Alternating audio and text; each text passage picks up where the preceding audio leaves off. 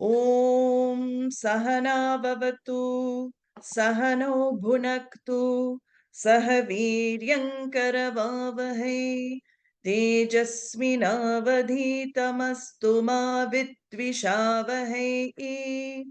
Om Shanti Shanti Shanti. Gurur Brahma Gurur Vishnu Gurur Devo Maheshwaraha Guru Sakshat Param Brahma Tasmai Shri Gurave Namaha. Dayakaram Dayakaram Dantam Dharma Pravartakam Pranamami Dayanandam Madacharya Varam Param. Om Gam Ganapataye Namaha. Om Gam Ganapataye Namaha. Om Gam Ganapataye Namaha. So Upadesha Saram. Saram means essence, Upadesha. What is this Upadesha, this teachings? These are the teachings of the Upanishads. Shruti. Shruti means what has been heard. Shruti is Veda. So these are the teachings of the Vedas, the original source text of Sanatana Dharma, of Hinduism. Also many other branches of knowledge have actually come from the Veda. But these are the teachings of the Veda, and of course the final portion of the Veda, which is Vedānta. Anta means end. Vedānta, the final portion. Philosophically also the final portion, but also positionally the final part. So these are the small texts called Upanishads, which come at the end of the Veda. And these Upanishads reveal the truth about three things that maybe human beings wonder about. First is oneself. Who am I? Maybe in this lifetime or in future lifetimes, because we're a continuum, we don't stop here. So maybe in other lifetimes also we may ask the question, who am I? Why am I here? What is this world I'm in? That could be another question that comes up. And of course, who is God? What is this Lord? So these are the three aspects that we may question about in our life. And here in this text, Bhagavan, he is called Bhagavan because he was considered an incarnation of divinity as well. So he has given the answers to these life questions in these few verses of Upadesha Saram. So as I said, we don't have much time, so I've only picked a few verses, and then we will have like a discussion, question and answer session as well. So Upadesha Saram. And how did Ramana Maharishi himself come to the teaching? Many people think that he did not get any exposure to Vedanta, it just came to him. But actually as he was in that place of Tiruvannamalai, he was there for some years, he had exposure to a lot of Shastris, a lot of scholars of Vedanta who had actually come to the place, and they had communicated this wisdom, and he had come upon this knowledge, and he had heard a lot of the talks and teachings. But because his mind was prepared, he was immediately able to absorb the teachings.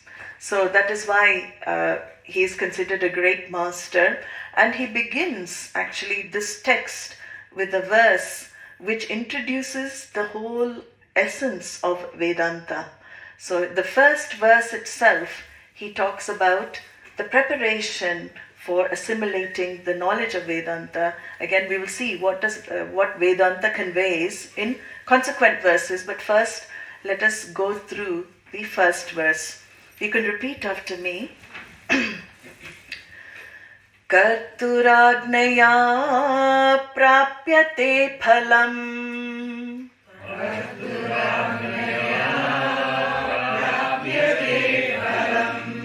Karma kim param, karma tajjadam.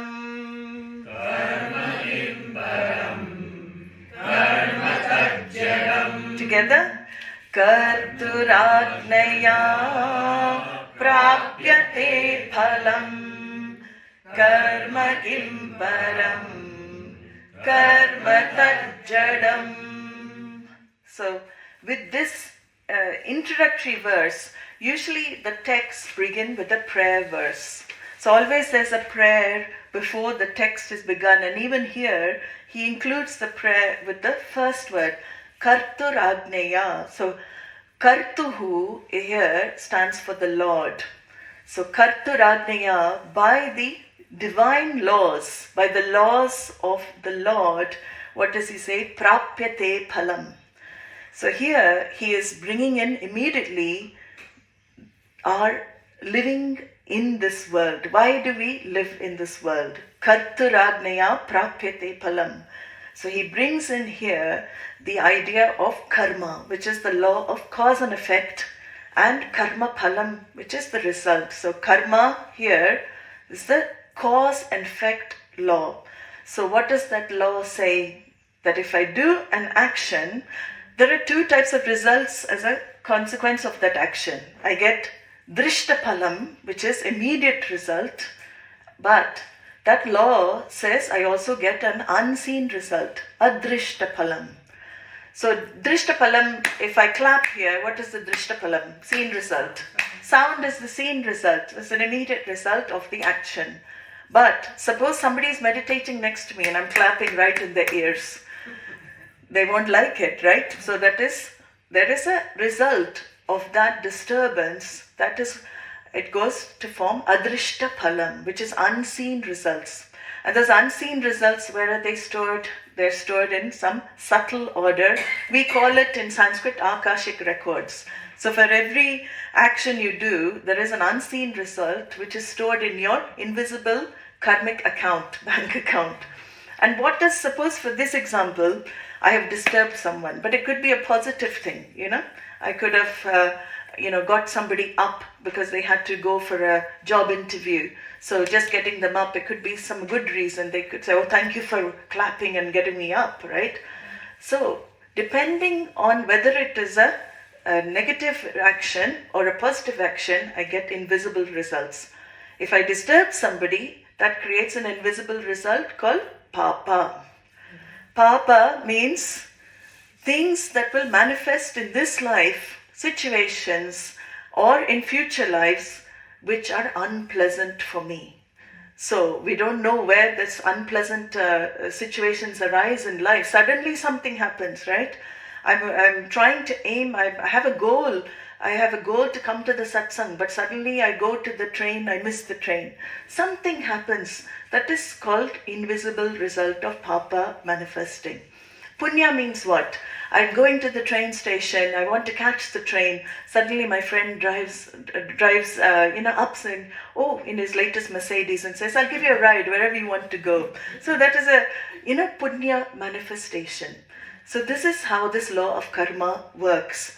But what does he say here? He starts immediately with, am I the cause for the results of action? That is the question. Do you think you are the cause for results of action? So here we correlate with the Bhagavad Gita teachings. Krishna says, Karmanyevadhikaraste ma phaleshu kadachana. Karmani eva adhikaraste. You only have authorship over activity. You have a free will as a human being, and you can choose to do an action, you can choose not to do the action, you can choose to do the action differently. So this is the only authorship I have in life. I can choose to do an action. But he says immediately in this verse, it's like with a bang, he says, Karturagnayat prapyate phalam. Who is the giver of the results of action? Do you think you are the cause for the results? He says, ma phala karma phala hetur buhu. Krishna says in the Bhagavad Gita, never think you are the cause for the results of action. Why? Because it is ordained by the laws of Ishvara. So whatever happens, situations that manifest, you think you are creating. Here, Ramana Maharishi reminds us, the results are purely due to the order of Ishvara. You cannot choose. You do the activity. You cannot choose what you want to manifest, when you want to manifest. Although there are some, new age kind of philosophies that say you can manifest things in your life, you can just imagine and they manifest. Even that manifestation, 100% can you guarantee you can manifest whatever you want? No. There is an unknown factor that we call Devam. Here he says, Kartaragneya. So in the introduction verse, actually, it gives the basis of Vedanta here. And why do we act? We have to also ask ourselves, do we ever ask this question? Why do I act in life? Actions are always prompted by desires, right? I desire a result, so I perform an activity. Here, Ramana Maharishi asks us to question, how can this action produce what you really want? And what is it you want? You want limitlessness. You want, when you satisfy a desire, what is it that you really want? You want the sense of feeling fulfilled. You want the sense of feeling not inadequate any longer. You want the sense of feeling whole, complete. That is why we satisfy desire after desire in life, right? So we have so many lists of desire. Has any desire been satisfied which has given you total completeness, fullness in life? Has anybody satisfied any desire which has led to, I can finally say, I can sit, I don't need to do any more action anymore, I'm totally free, I'm limitless? No, because as soon as one desire has been fulfilled, what happens? Next one is on the list. It's already up there, so it propels me to activity, and this is how our life goes. So here he's saying, how can you achieve the limitless? You want completeness. You want limitlessness. You want to feel adequate, satisfied always, at all times, with all people, at all places. That is what every human being's urge is, the urge to be happy.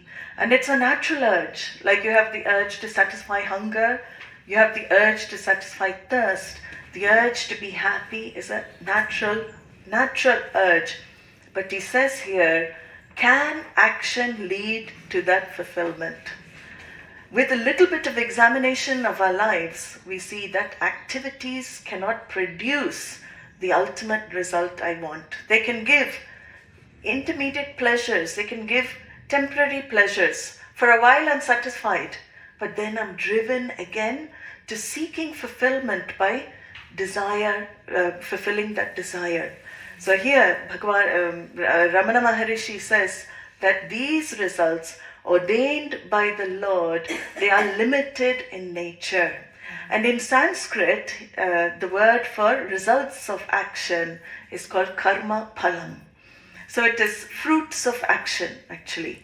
And it's very interesting why phalam is used as a word, because what is the nature of any fruit? It is perishable. You leave an apple for a couple of weeks, maybe in England it lasts longer, but in India definitely one day you leave it and then it's all moldy, right? Perishable.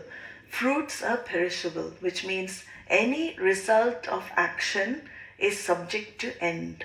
So however pleasant the experience you're undergoing at any moment of time in your life, it is going to end.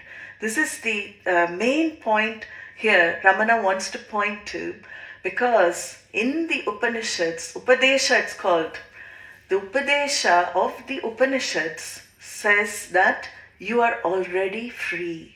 You are already complete. You are already the source of limitlessness. You are limitless by nature. Your very nature, not as a body, mind, sense complex that you take yourself to be, but the nature, your intrinsic nature of consciousness is the form of limitlessness. It is the form of total satisfaction, total adequacy. So this is the vision of the Upanishads, and Ramana Maharishi starts by pointing out the fact that you are looking for yourself, in fact, in everything temporary. Everything external, you are in fact seeking the very source, which is yourself. You're not going to find it outside. He said, karma kim jadam. Karma tat jadam. It is impermanent, it is inert, it cannot give you full satisfaction. So, the results of action, he says, will not destroy ignorance. They will keep your ignorance going. So, you will keep acting for results. Whole life is like this. Whole life is spent in acting for results, and suddenly I'm no longer here on this planet. Where am I? Shastra says, Krishna says, you throw off one costume, you take on another costume. So here, it's not the only life. We take on another costume. What do we do with the next costume? We do the same thing. Action for results, acting for results. One more costume gone, next life. This is called samsara in Sanskrit. It is the cycle of becoming.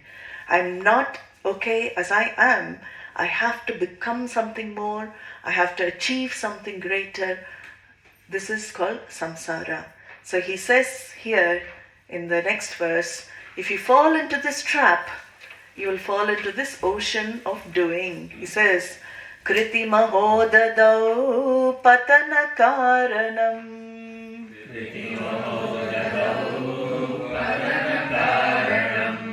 Phalama shashvatam gati nirodhakam.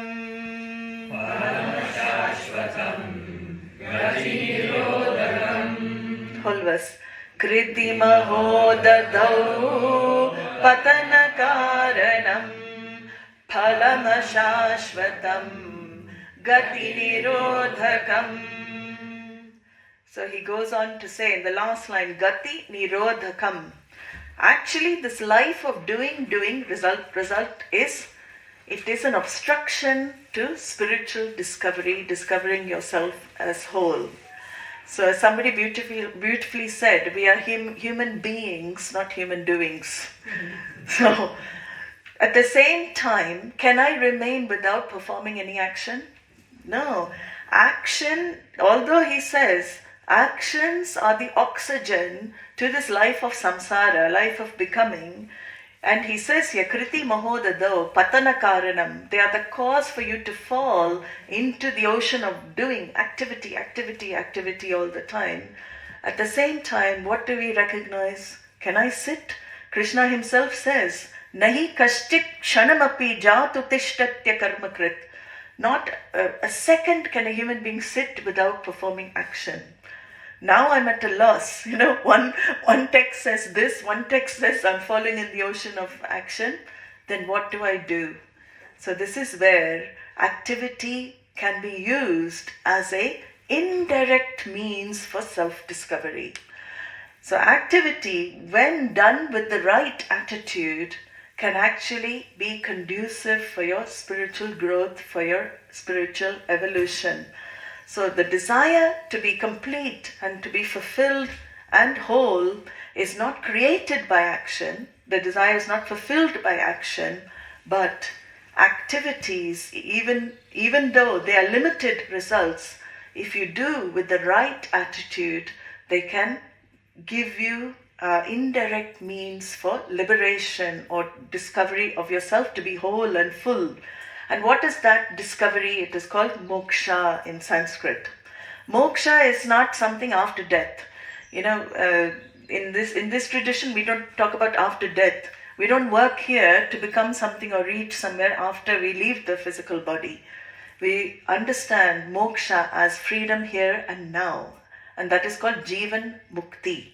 Jivan Mukti is liberated while alive. So you can enjoy the world.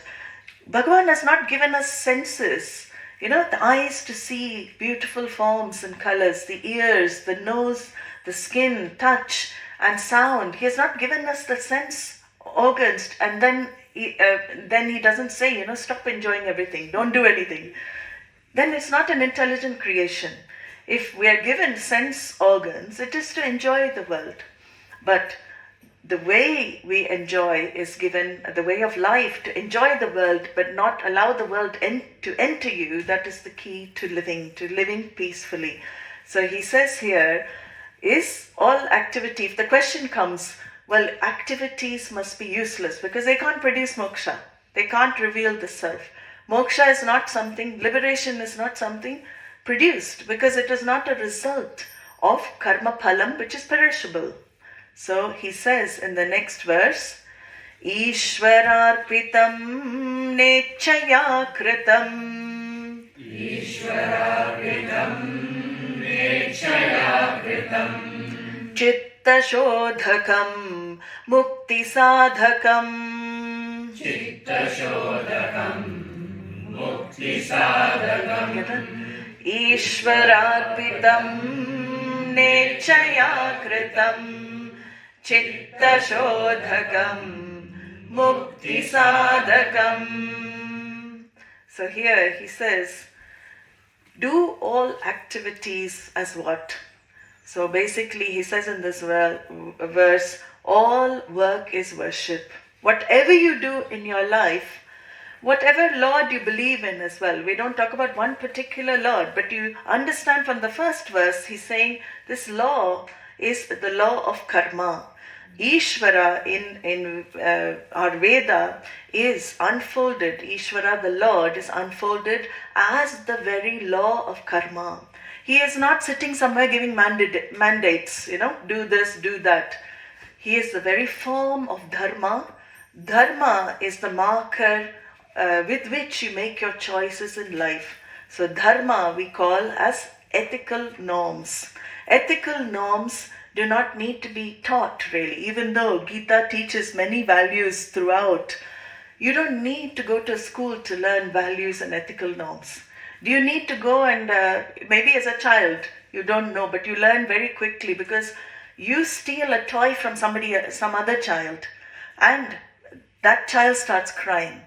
But when some child steals from you, you realize, I don't want to get hurt.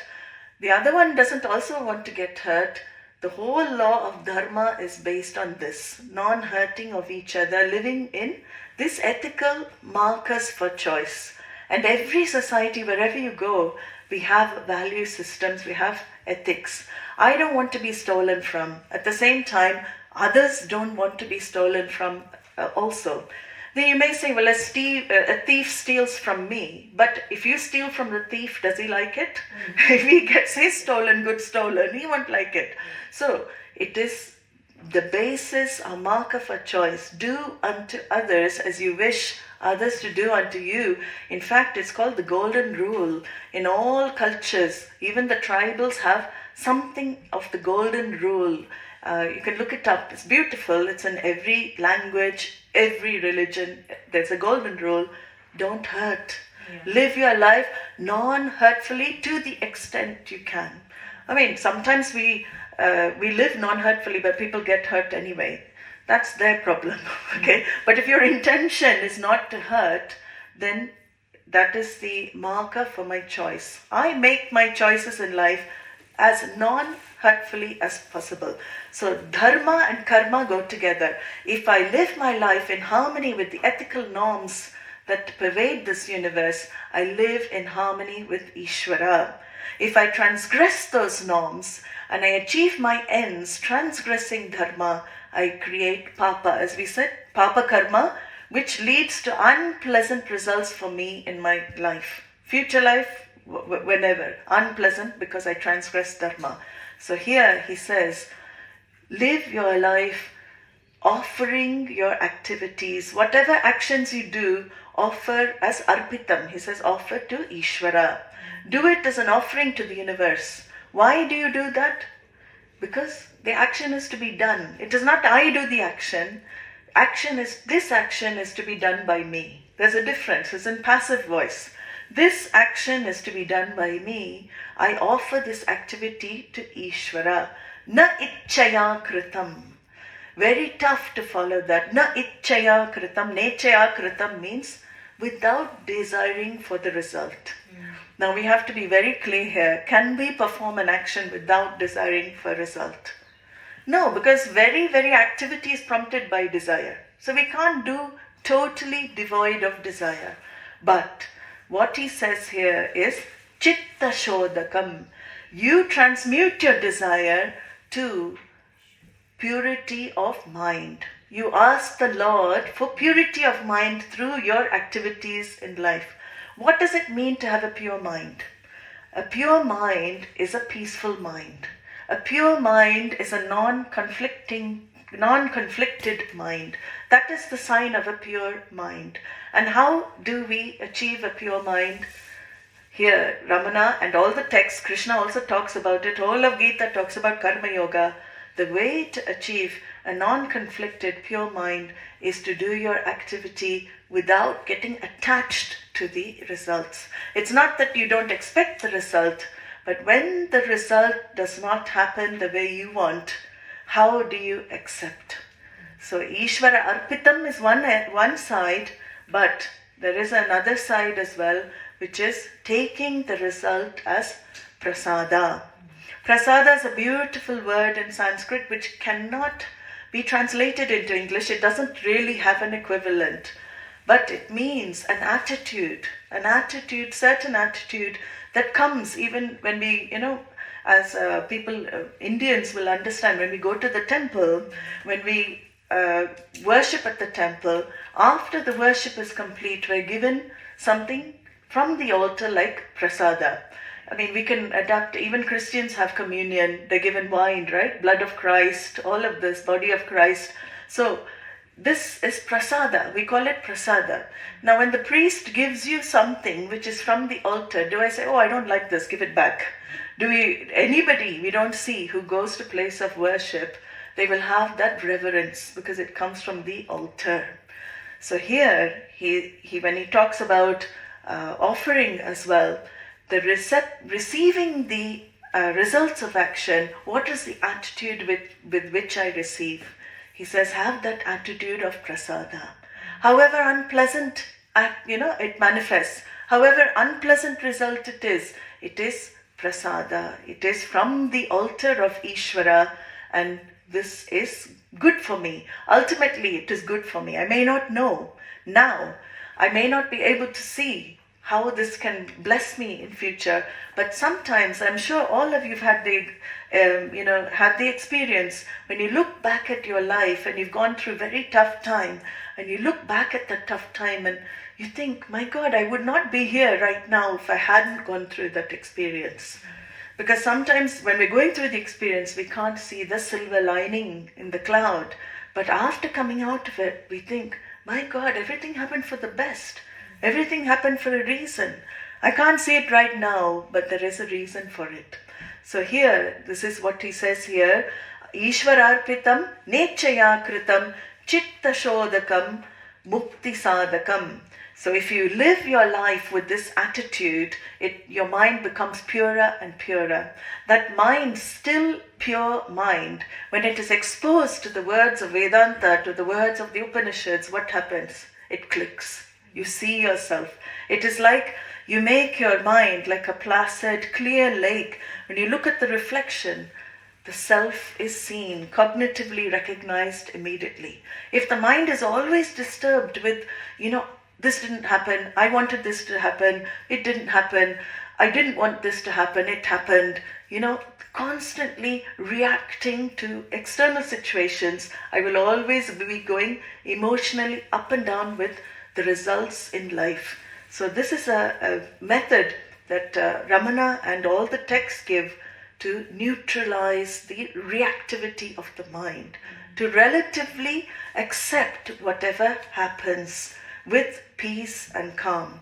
So here he says, Nechaya kritam chitta shodakam mukti sadakam. This is the way to mukti, the way to liberation.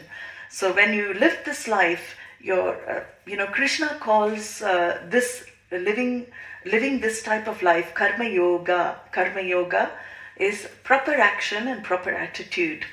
And when you live this life, you neutralize what we call raga and dvesha.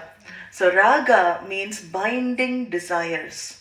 Binding desires are those desires that if they don't happen the way you want, if things don't happen the way you want, then you get disappointed, you get upset, you feel sorrowful, unhappy. And non-binding desires are those which you don't really worry about. You can just, you can fulfill or not fulfill, you're not affected. But binding desire, raga, dvesha means if something you don't like, and it happens. You're trying to avoid something, but it happens. You're trying to get rid of something, it happens. So raga and dvesha are called paripantino by Krishna in the Gita. You're enemies of the mind. They disturb the mind. So what he says here is that when you stop reacting to external, there is no disappointment, and you manage your raga dvesha. And when you manage your raga dvesha, you are no longer dependent on external world for your happiness. You become more and more independent of the external world for your happiness, your inner peace, because you're not connected. Whatever happens is okay, right? So here Ishwararpitam, and next he talks about is how to invoke that devotee in you, how to invoke that devotion in you, because without devotion in life, you cannot live this karma yoga life. How can you offer to Ishvara if you don't understand what devotion really is? So he says here, Kaya Vangmana Karyamuttamam.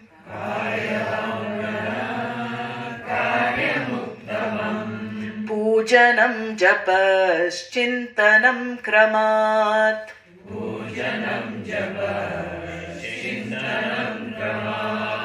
Kaya vangmanaha karyamuttamam.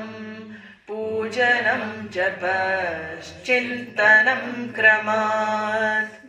So, the results of action, we can have results, we can put all results of action broadly under 4 headings. We can get more than we expected. So suppose I'm going for a job. That's one of the examples. Swamiji used to use the example of catching the bus, but I adapted it to getting a job. So I'm going for a job, and what happens? Everybody in the office, all my colleagues are saying, you're up for that promotion. You are going to get that promotion, and you've worked so hard. Everybody's boosting your ego in the office. Boss calls you in and he says, Tom, you got the promotion. You've done really well. Everybody is saying that you're an exemplary employee. I'm going to give you the promotion. So that is number 1 result that you can get, right? What is that result? Equal to what you want. Do we have any problem with equal to what we want? No.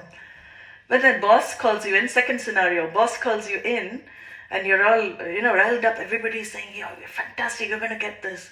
Boss is so happy when you walk in. He says, you've been fun, this job is just too small for you. You're just amazing. You just shine in the office. There's nobody like you. I'm going to give you a double promotion. So, what is that result? You get more than what you want. Do we have any problem with that? So life can give us these 2 types of results. We have absolutely zero issue with equal to, more than. Then I go into the office, I'm so excited. Boss looks at me and he says, what? You wonderful worker, we all love you, but Jack his productivity is a bit more. So I'm going to give him the promotion this time. I'm sorry, I'm going to not give you the promotion. So immediately what? Disappointment. Why? Less than what you expect. That's why if you look at likes matching what happens, you're okay. Likes not matching what happens, you're not okay. That's why Krishna calls these likes and dislikes the 2 enemies of the mind. They disturb the mind. So when you get less than what you want, immediately there's an inner reaction. What is that inner reaction? Disappointment, unhappiness. And sometimes you can't accept it. Some people take a long time to recover. One of our Swamis used to say, when you know you're progressing, when do you know you're progressing? When the reaction to recovery period reduces more and more, you know that you're progressing in spiritual life. Because some people, they react and then take ages to recover. For years, I didn't get that promotion, I didn't get the promotion. So, this is the type of first reaction we have, less than what I want. But then there's another result that can manifest. This is something that really none of us can stand. And what is that? totally opposite to what I want. So you go into the boss's office, you're so excited, everybody's telling you you're getting the promotion. What does he say? We're downsizing, I'm so sorry, I have to let you go, you're fired. So this is something totally opposite to what I want. How do I take that? Very disappointed, even more. So here, this is what Ramana Maharishi is pointing towards. When you live the life of Karma Yoga, you understand the results are not your boss giving the result. Who is giving the result? It is Karturagnaya Prapyate Phalam. It is manifested because of an order, the order of karma and dharma, which is Ishvara for us. So whatever happens, more equal to fine, less and opposite problem. So to accept less and opposite result in life, he says, develop the devotional attitude towards the one who dispenses the results. And this is what he says in this verse. How can you gain the grace of that one? So he says, there are 3 instruments that we have at our disposal. The physical body. So physically, he says you can do rituals, worship, anything like this. Physically, you can invoke the grace of Ishvara. So we have in different cultures. This is not only applicable to puja and worship in Indian context, even offering a flower to the altar, whatever religion it is, this transcends religious barriers. Whatever form you take, when I see I'm going to Brazil in a few days. So as I've said to a few of you, the indigenous tribes there, indigenous people, they also have their ways of worship. Beautiful rituals that they have. Again, invoking the one. Does Ishvara understand only Sanskrit? No. He is all knowledge, omniscient, omnipotent, omnipresent. So any language you can invoke. And so he says, Kaya Vang Manasa Kaya, with your physical body you can do some rituals to invoke the grace of the one. You can make an altar with whoever or whatever forms you like. This is number 1 way of invoking. There's also a Vang with your speech. You can invoke through singing, through chanting, through japa. He says that also invokes the grace of the one, and you connect to that one through chanting. And chanting, actually, you can see when there's a group chanting, it has a way of transforming your mind. You feel more peaceful. There is an energy. It is sound healing. So scientists have also done some tests on this, how sound can affect your mind, and how it can affect your state of mind as well. So oral tradition here also we have of chanting, of singing, and of course manasikam. So kaya vang manaha, you can worship just pure visualization. You can visualize the Lord in the form of light. We even have jyoti meditation. It doesn't have to be a form.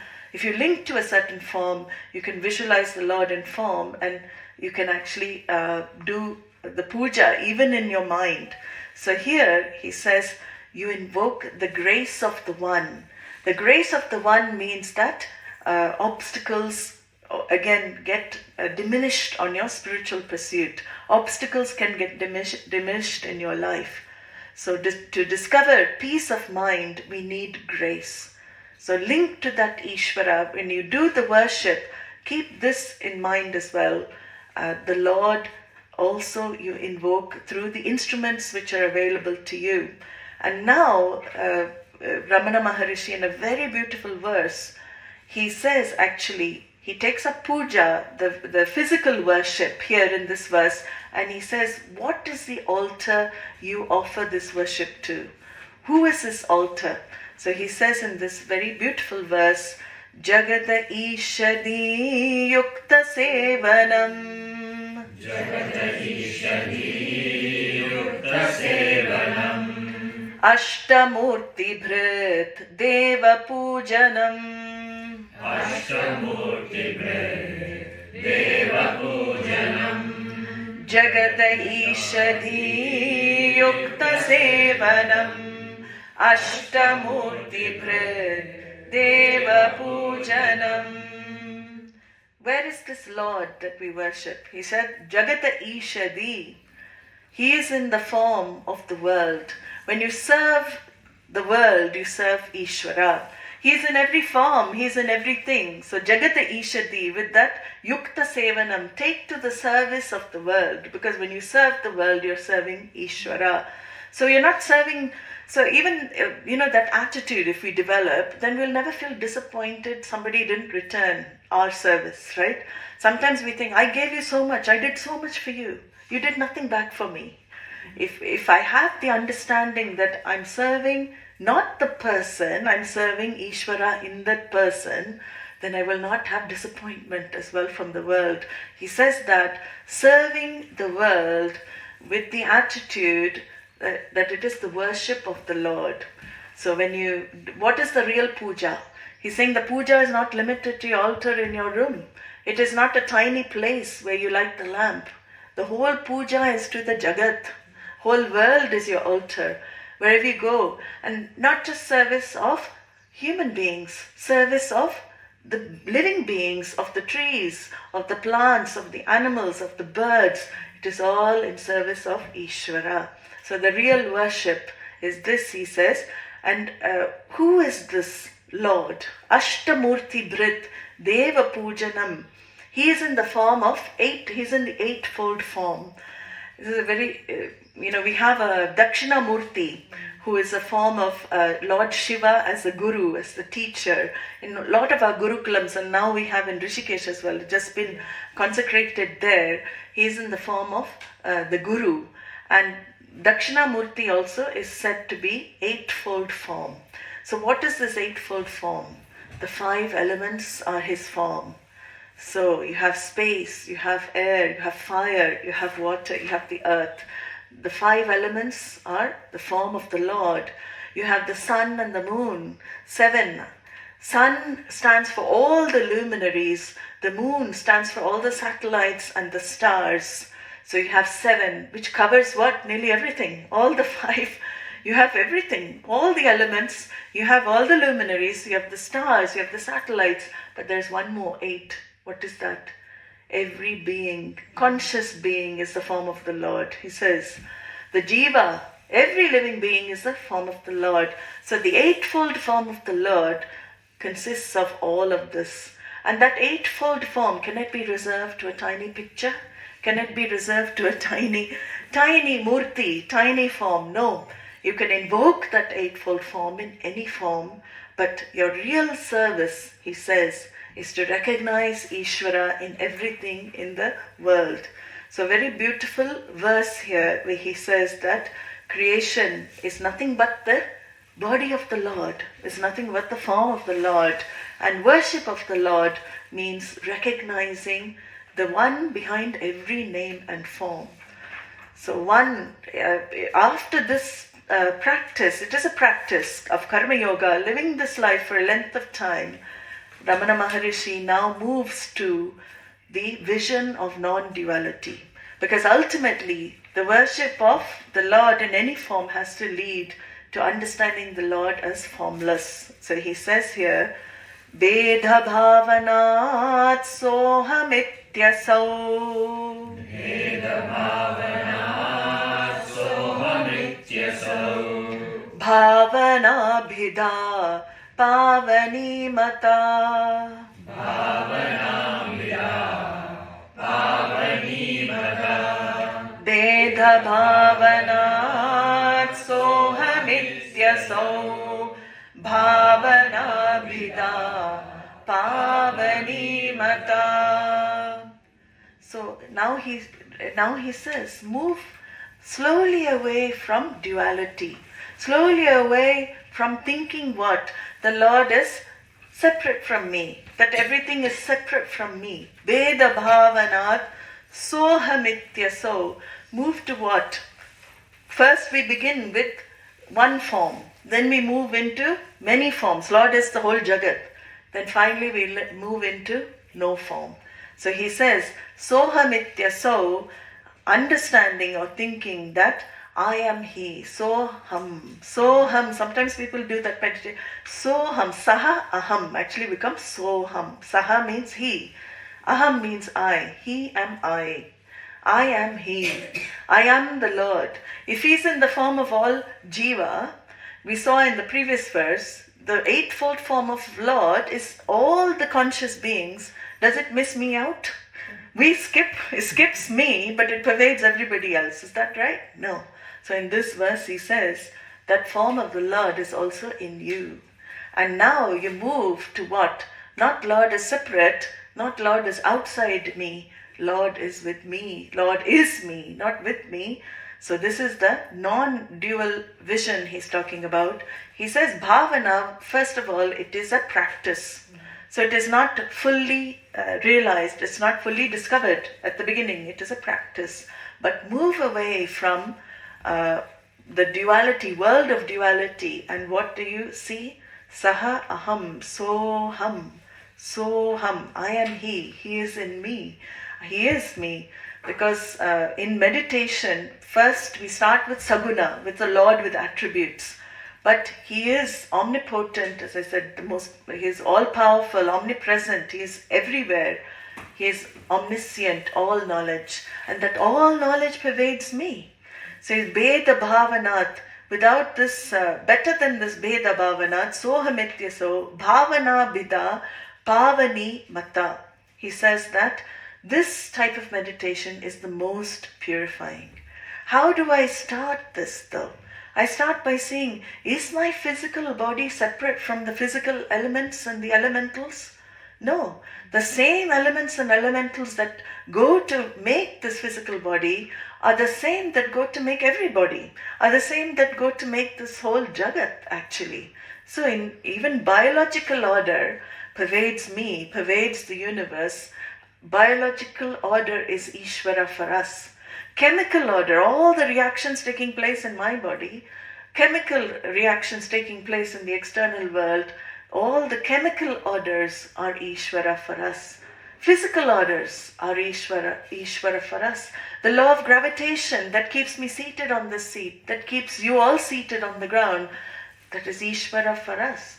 Law of thermodynamics, all the laws that pervade the universe pervade me also, and that makes me what? Even physically I'm non-separate from Ishvara. And Shastra goes one step further, even in the subtle realm of thoughts, psychological order. Psychologically also, there is a science of psychology. Why? Science of psychology means there's an order to be studied. If a person had this type of background, if a person had these experiences as a child, the person will be like this as an adult. It's predictable, right? We have criminal science, all of these that predict personalities because of background.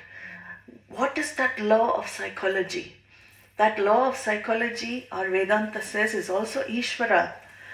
Law of psychology pervades you, which means what? You cannot be different than what you are in this moment. Whatever you are in this moment is nothing but Ishvara. With all the experiences you have gone through in your life, you cannot be different. Somebody else in your place will be exactly the same with the mind you have. And that understanding of that order of psychology, it helps me to accept myself, helps me to accept my past, but it also helps me to accept others and their past. Because they don't know, they cannot be different. It is an order that is Ishvara. So Swami Dayananda beautifully says, to the extent you give others the freedom to be whoever and whatever they are, to that extent you are free. To the extent you give others the freedom to be whatever, whoever they are, to that extent you are free. And how do I give others the freedom to be whoever, whatever they are? Because generally I want to change. We all want to change others. Why do we want to change others? Because it doesn't suit me, right? To make me happy, I want the other one to be different. But they are also trying to change me. To make them happy, they want me to be different. Has anybody in their life succeeded in changing anybody? You can put your hand up. Have you succeeded in changing anyone? No. Why? Because they're in order. The order of psychology is Ishvara. Everybody is in order the way they are. And the way they are is because of their background. This is a very beautiful teaching, I think, unique to Swami Dayananda. I haven't had anybody talk about this order of psychology like Swamiji used to. So when you see other human beings, maybe there's some resistance. Why do you resist somebody else? Because they don't conform to your order. Doesn't mean they are wrong. They have a different way. They have a different perspective. From their background, they can't be different. Swamiji always used to say, he's told me so many times, you put yourself in their shoes. The mind is also given. You didn't choose your mind. They didn't choose their mind. You put yourself in their shoes, you will be exactly the same. People used to resist that. No, Swamiji, I won't be like that, But he used to say, you will be exactly the same because it's an order of psychology. So here he says, that order, these orders, the subtle orders, the gross orders, all these orders are Ishvara and they are non-separate from you. So this non-separate idea comes in this verse. Now Ramana Maharishi brings us into non-dual meditation, understanding that others are non-separate from me as well. Same Ishvara pervades others in all these orders. Same Ishvara pervades me. So are we separate from each other? We are non-separate even on the physical body, mind, sense level. We are non-separate. We go further. He says this is the greatest purification to meditate like this. But he says the real devotion is love of the Lord in every form. Real love is knowing the Lord, wanting to know the Lord. He says, Bhava shunya sat bhava sustitihi. Bhava shunya sat bhava sustitihi. Bhavana bhalat bhaktiruttama. Bhavana bhalat bhaktiruttama. Bhava shunya sat bhava sustitihi. Bhavana bhalat bhaktiruttama.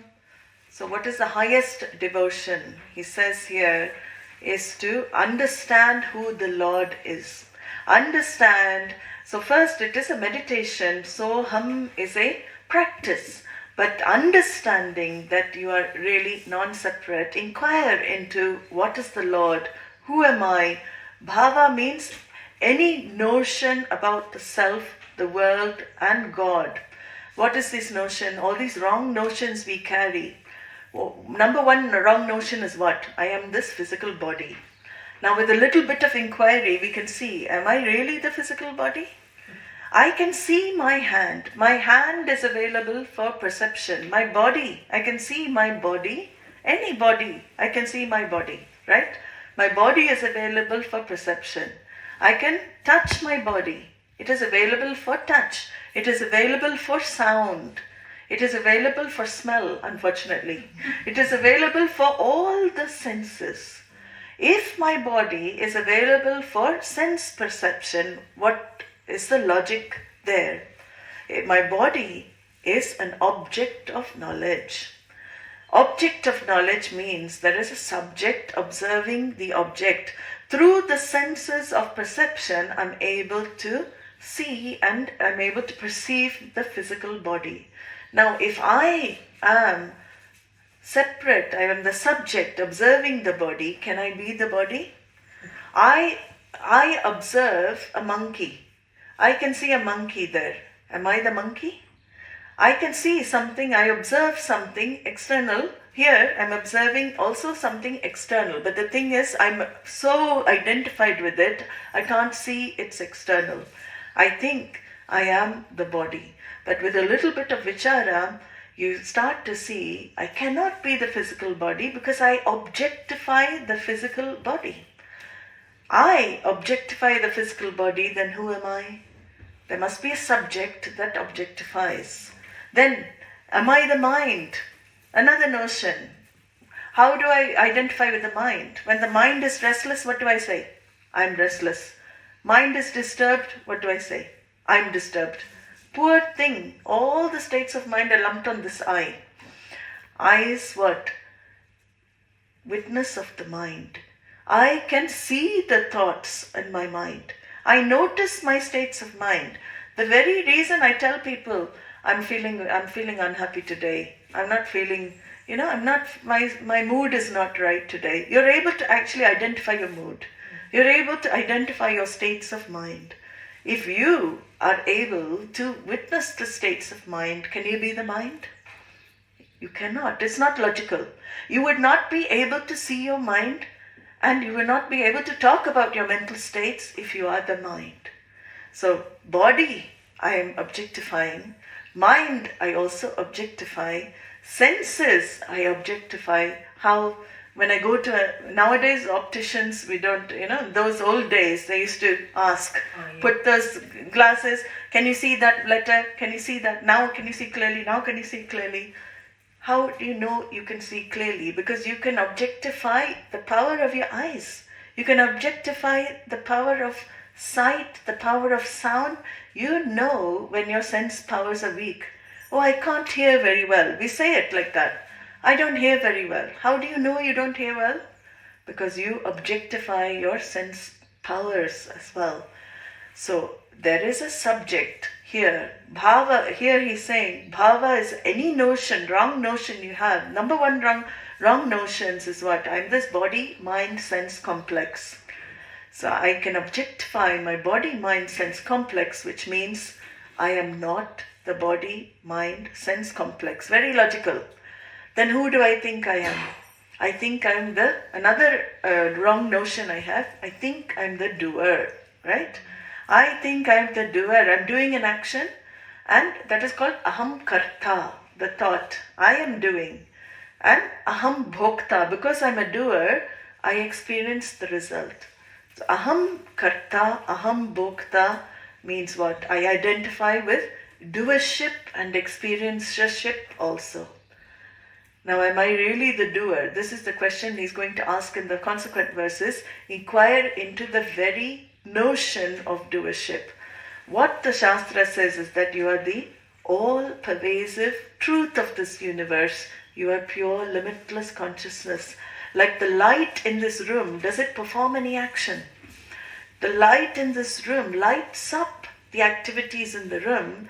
Suppose the lights are all switched off. I switch off every light in the room, it's dark, pitch dark, not daytime. It's pitch dark. Can I see any objects in the room? Do any of the objects come to light? No. The light brings the objects to light. The light lights up all activities. Yet, is it touched by activities? Is it touched by anything that happens in the room? No. So, this is what the Shastra reveals as one's true essence, as consciousness. Like the light in a room, you are untouched as a formless being. You are untouched by the activities of the body, mind, senses. Activities take place, but what do? I claim I am karta, I am the doer. I claim I am bhokta, I am the experiencer. In fact, I am the light in the room, lighting up my body, mind, senses, lighting up others also. That's the amazing thing. If I am the light in the room, do I only pervade one body? I pervade everything. I pervade all bodies. I pervade all forms. I light up, yet I'm untouched by all the actions. So this is the idea he says here. Understand, you are limitless consciousness, all pervasive truth of this universe. All these notions, they actually fall off when you understand this. And then I'll just take one more verse here. What is the way to inquiry? What is the way to discover this? He says, Manasam tu kim margane krite. Manasam tu kim margane krite. Naiva manasam marga arjavat. Naiva manasam marga arjavat. Manasam tu kim margane krite. Naiva manasam marga arjavat. So this is the beginning of self-inquiry. Inquiry asking what? So body is quite easy to objectify, but mind, we're so entangled with the mind. He says here, inquire into the nature of the mind. What is this mind? What does the mind do? The mind is a bundle of thoughts. He'll go on to say in the next verse, mind is nothing but bundle of thoughts. Vritti atmakam manaha. Definition of mind is bundle of thoughts.